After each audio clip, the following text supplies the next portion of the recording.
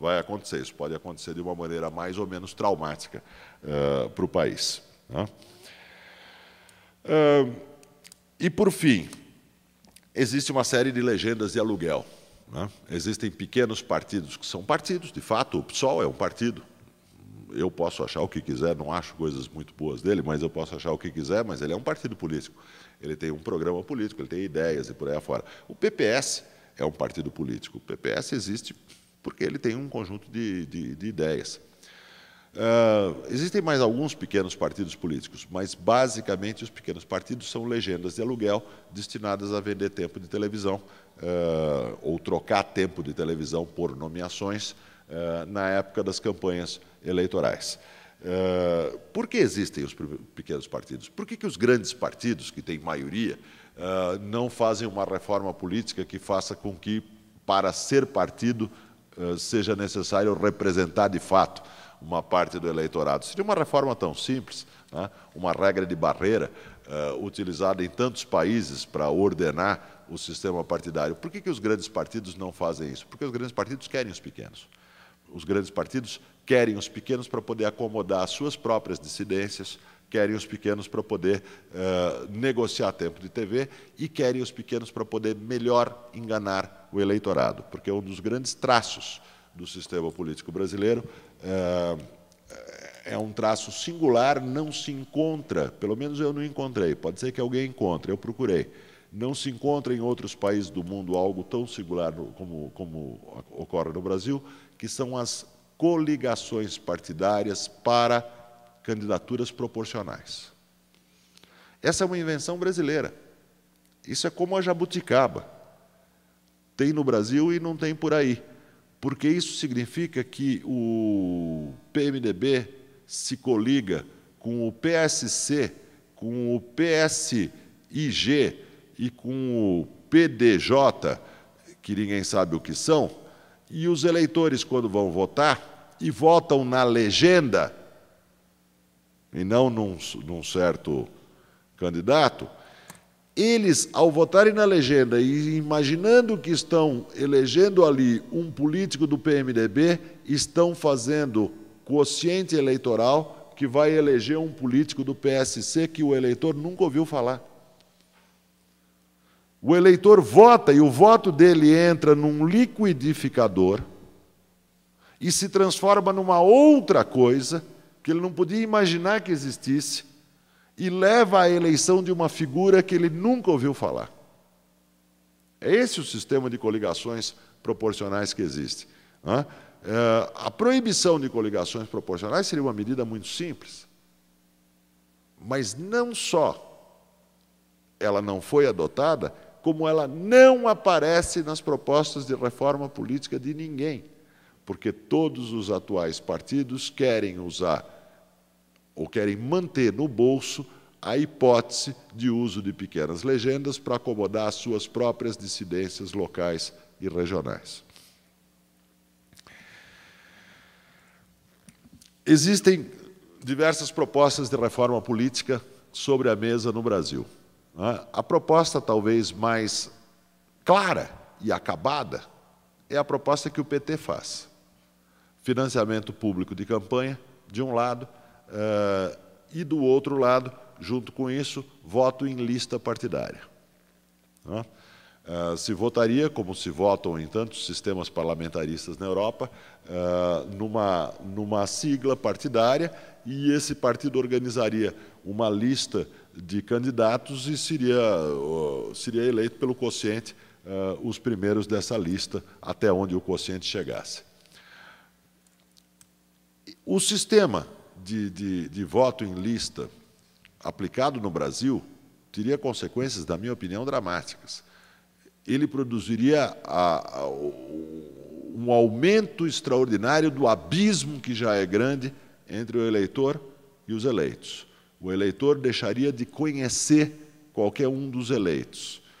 A classe política assumiria o controle absoluto da composição do Congresso, porque ela comporia as listas partidárias e os partidos se tornariam uma caixa preta para os eleitores.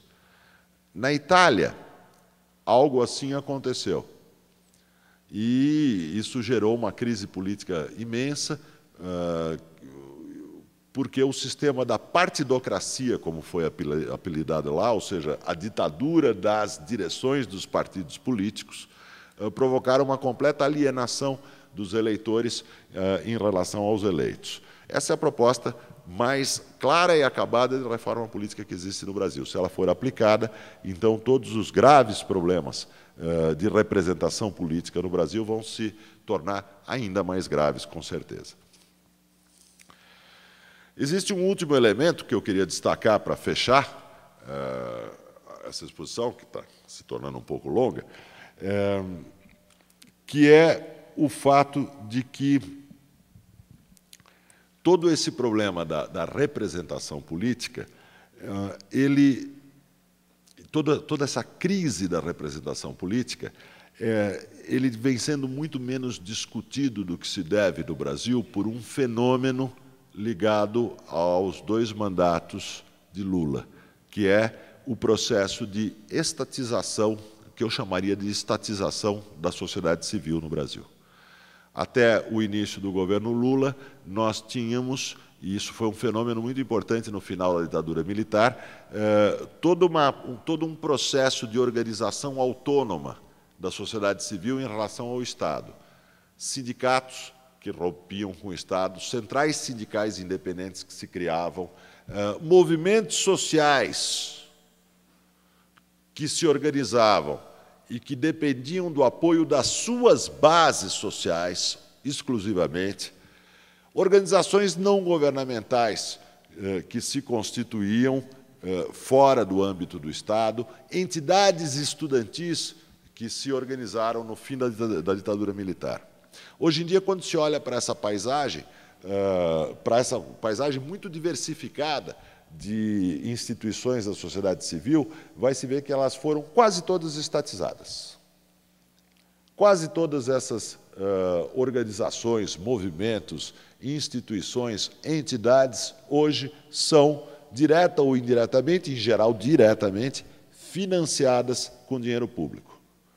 E, por serem financiadas com dinheiro público, perderam a grande parte da sua independência política e da sua capacidade de criticar, ou da sua vontade de criticar o governo. Então, em todo esse âmbito que foi constituído no final da ditadura militar, houve uma grande mudança, e essa mudança foi uma mudança no sentido da transformação dessas entidades em braços do Estado, né? Um segundo processo paralelo a esse, e que acaba tendo o mesmo efeito, é a estatização dos intelectuais de esquerda, que também foram estatizados nos últimos 8 anos.